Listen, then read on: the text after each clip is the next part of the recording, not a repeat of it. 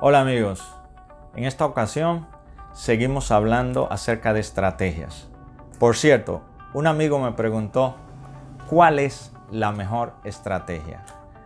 La mejor estrategia es la que mejor se adapte a tu modelo de negocio, la que mejor se adapte a tu tipo de negocios.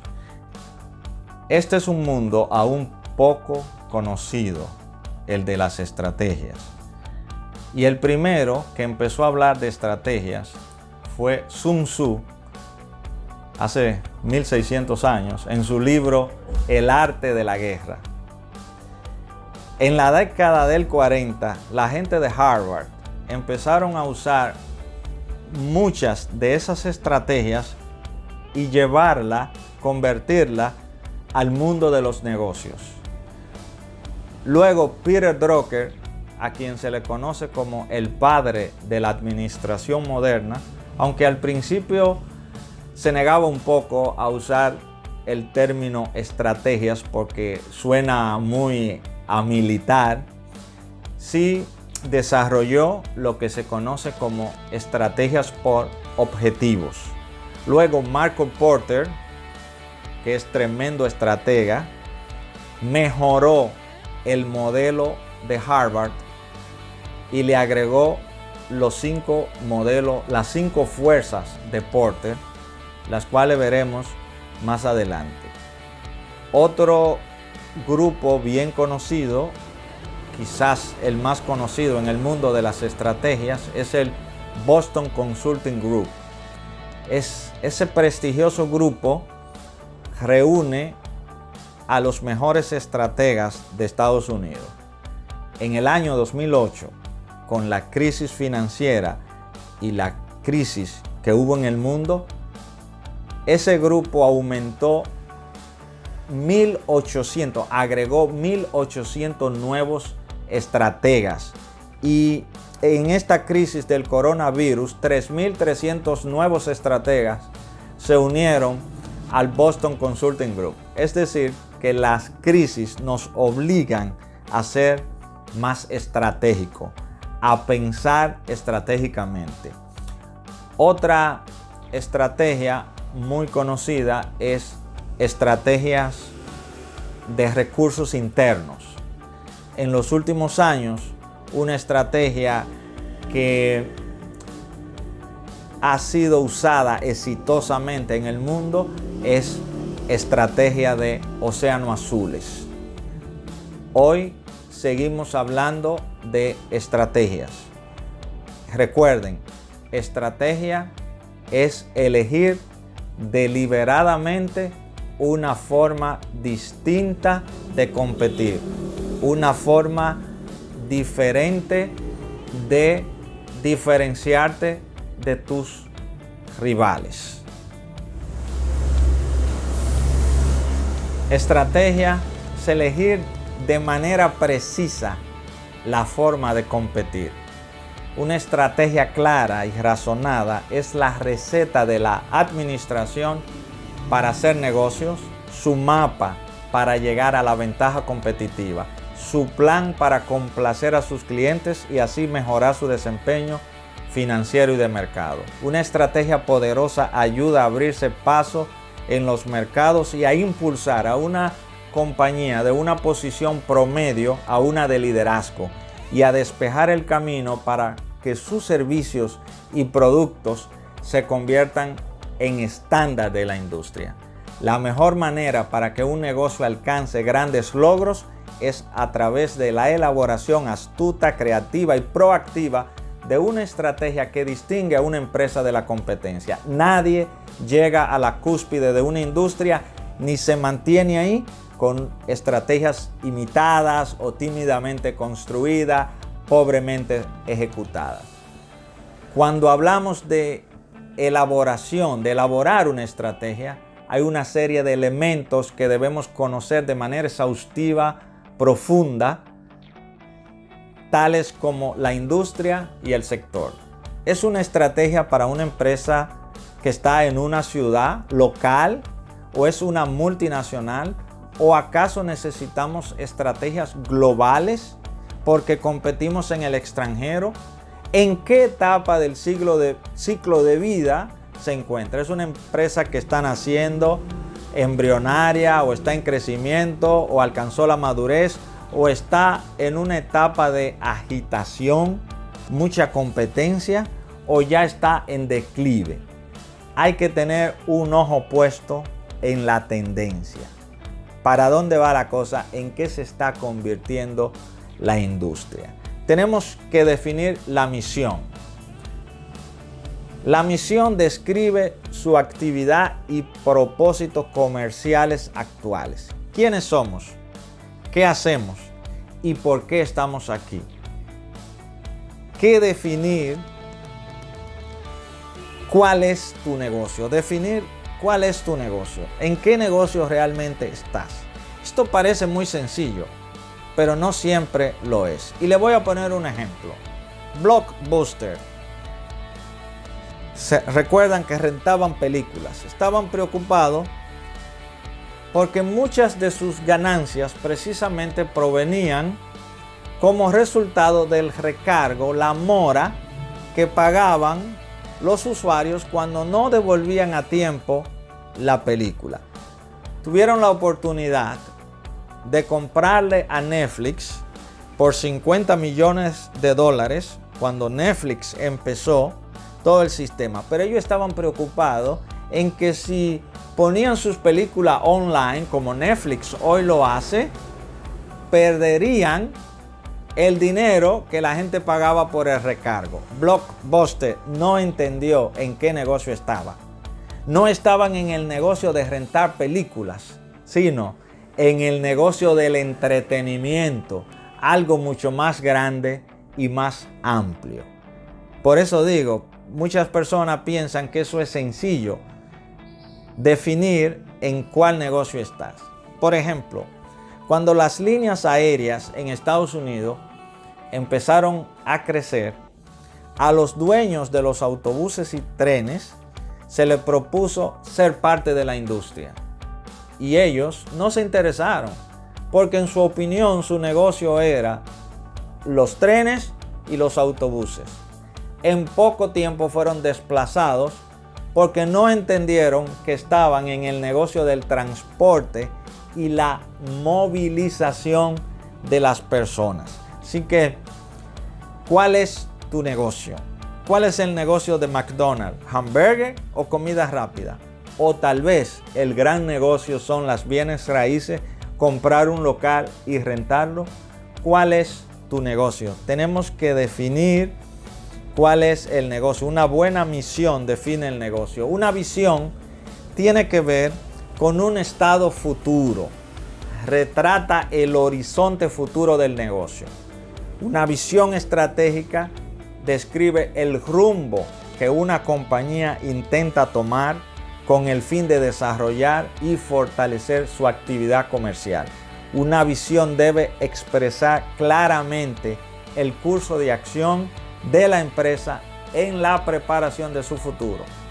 Una visión comunicada con eficacia es una herramienta administrativa valiosísima para registrar el compromiso del personal con las acciones que harán que la compañía avance en la dirección deseada.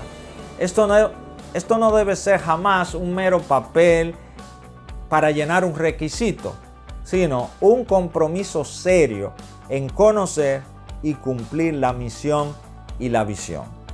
Algunas empresas convierten su misión y visión en su eslogan, y es algo que a mí me fascina. Por ejemplo, Levi Strauss dice: vestiremos al mundo con la ropa informal más atractiva y popular en el mundo. Nike dice: llevar innovación e inspiración a todos los atletas del mundo.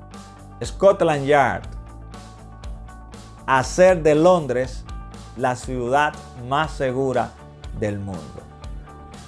Una vez tiene la misión y visión claras, pues necesitamos establecer los valores y los objetivos. Por ahora hablemos de los valores. que son las ideas, rasgos y normas que conducen o que se espera que conduzcan al personal. Que el personal manifieste al trabajar y perseguir su visión estratégica y su estrategia general.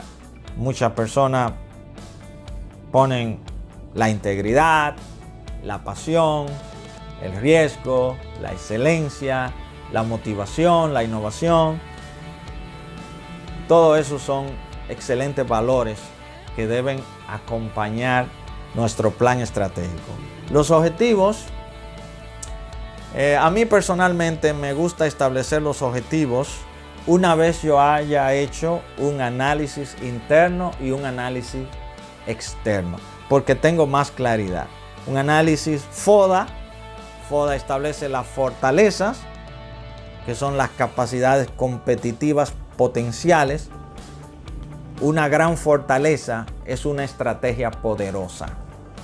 La mejor fortaleza, una estrategia poderosa. Un producto muy diferenciado. Bases de clientes amplia y atractiva. Fuerte imagen, reputación de la marca, ventaja de costos sobre tus rivales, economía de escala, capacidades para un buen servicio al cliente, rápida respuesta al cliente, mejor calidad de producto en relación a sus rivales. Esas son algunas excelentes fortalezas. Entre las debilidades, ningún rumbo estratégico. Ningún rumbo estratégico. Débil capacidad de innovación. Lenta respuesta al cliente. Marca o reputación débil. Falta de recursos financieros en comparación con los rivales. Estar en el grupo estratégico equivocado. Recuerden que las debilidades y fortalezas son internas. Las oportunidades y amenazas son externas. No tienes tanto control sobre ellas. Oportunidades es el aumento de la demanda del comprador para el producto de la industria. Atender a grupos de clientes o segmentos de mercados adicionales. Expansión a nuevos mercados geográficos. Tremenda oportunidad cuando puedes expandirte a nuevos mercados. Ventas por internet. Muchas empresas aún no están online. Se han quedado atrás. Y ahí pueden aparecer tremendas oportunidades de negocio. Aperturas para explorar nuevas tecnologías. Entre las amenazas, que también son externas, creciente intensidad de la competencia, descenso del crecimiento del mercado, pérdida de ventas ante productos sustitutos, nuevos requisitos regulatorios costosos y tasa de cambio inestabilidad en la tasa de cambio puede ser una gran amenaza muchas veces. Las fuerzas competitivas de Porter, muy interesante. ¿Qué clase de fuerzas competitivas enfrentan los miembros de la industria y qué intensidad tiene cada una? En primer lugar, él coloca el riesgo de ingreso de nuevos competidores. Empresas que no compiten hoy en un mercado, pero que tienen la capacidad de hacerlo fácilmente si así lo deciden. Las redes sociales, por ejemplo WhatsApp, se ha convertido en competencia de la telefónica. Cada vez más personas usan WhatsApp, usan Line, usan Telegram para comunicarse. Si hay pocas barreras de entrada, se le hace fácil a cualquier empresa entrar a competir. Barreras de entradas más comunes: economía de escala, lealtad a la marca, ventajas absolutas de costo, son de las cosas que evitan nuevos competidores. Costo del cambio para el cliente. Cuando al cliente le cuesta cambiar de proveedor, entonces el cliente lo piensa más. Permisos y regulaciones gubernamentales son también barreras de entradas. En segundo lugar, Porter analiza la rivalidad entre las empresas establecidas. Esto se refiere a la lucha competitiva de las empresas establecidas dentro de una industria para apoderarse de la participación de mercado de las otras. Esto se puede evitar mediante un buen precio, diseño del producto, un buen servicio, soporte, ventas directas, servicio postventa, darle seguimiento al cliente, estar cerca del cliente. En tercer lugar, la tercera fuerza competitiva que Porter analiza es el poder de negociación de los compradores. El poder de negociación de los compradores, tienen muchas opciones los compradores o tienen pocas opciones. Eso es interesante. Puede el comprador encontrar diferentes opciones con facilidad o no. Cuando usted quiere viajar a un país poco visitado, usted tiene que tomar ese avión porque ese es el único avión que viaja a ese país. Y el poder de negociación del comprador es mínimo. Sin embargo, cuando usted está en un centro comercial, tiene mucho poder de negociación porque tiene muchas opciones. Y esa es la tercera fuerza que Porter analiza: el poder de negociación de los compradores. Y en cuarto lugar, el poder de negociación de los proveedores. Puedes tú como comerciante comprarle a varios proveedores, o esa materia prima que tú necesitas la tienen pocos suplidores. ¿Cómo es el poder de negociación de los proveedores? En quinto lugar, Porter analiza algo súper importante, que son los productos sustitutos. Muy importante porque muchas veces estamos concentrados con una empresa que nos hace competencia de frente y de pronto aparece un producto sustituto al cual nosotros no estamos esperando ni estamos analizando. Por ejemplo, aquí en la costa norte de la República Dominicana hay mucha ganadería, se hace mucho queso.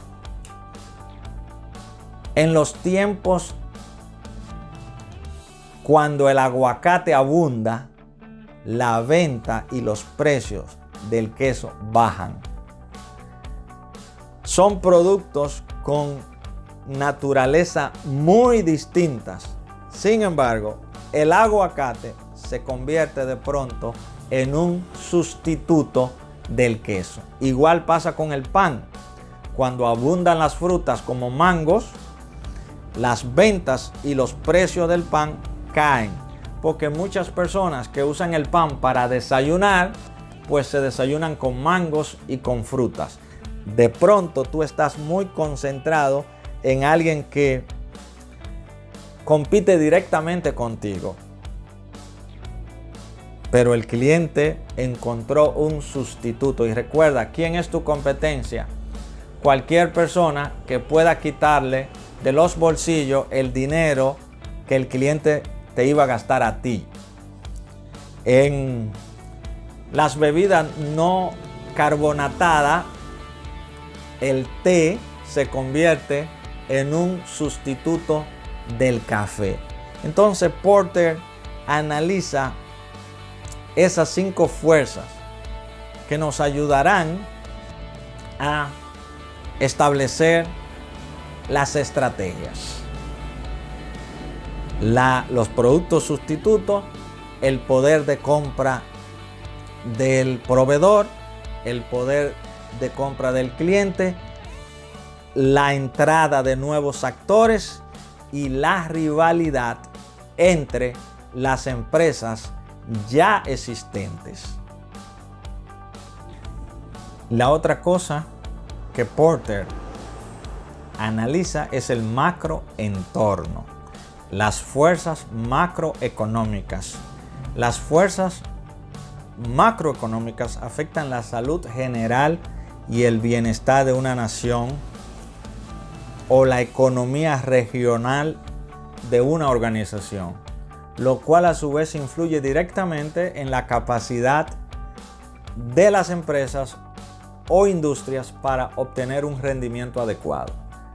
Las 4 fuerzas macroeconómicas más importantes son la tasa de crecimiento de la economía, las tasas de interés, tipos de cambios y tasas inflacionarias o deflacionarias.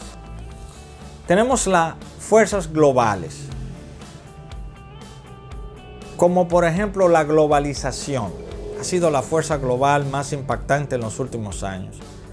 La entrada de China, Brasil e India ha creado nuevos grandes mercados. Hace 20 años era casi imposible para empresas de Occidente establecer negocios en China. De igual forma, era raro ver productos en China en todo el mundo.